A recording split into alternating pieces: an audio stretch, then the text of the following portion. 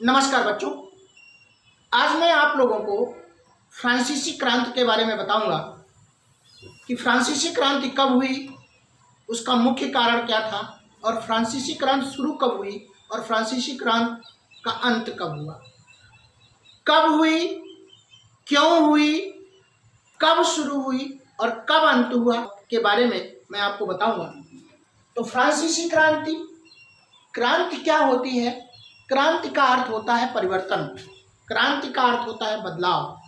क्रांति जो तात्कालिक हो, उग्र हो, परिवर्तन चाहती हो शासन सत्ता से या सरकार से। तो फ्रांसीसी क्रांति की शुरुआत जो हुई वो 14 जुलाई 1789 ईस्वी को हुई। उसका मुख्य कारण था राजा लुई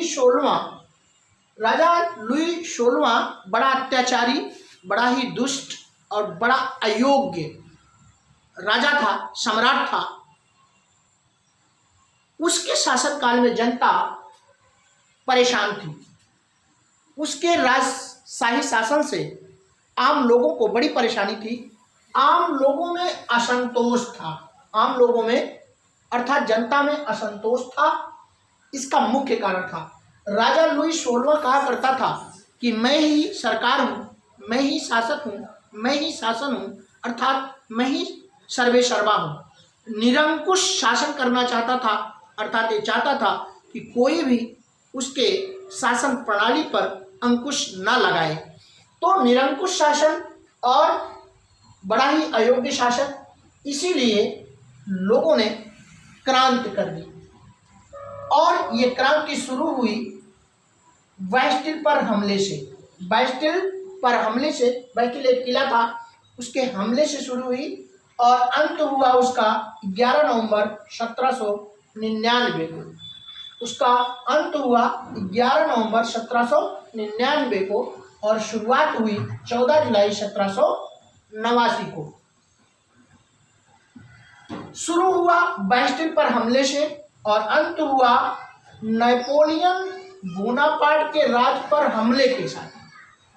नेपोलियन बोनापार्ट जो फ्रांस का शासक था, फ्रांस का सम्राट था, 1804 से 1814 तक 10 वर्षों तक फ्रांस पर उसने शासन किया।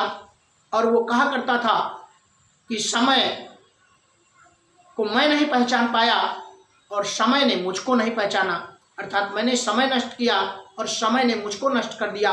वो नेपोलियन बोनापार्ट, उसी नेपोलियन बोनापार्ट के राज्य पर हमले के साथ ही समाप्त हुई।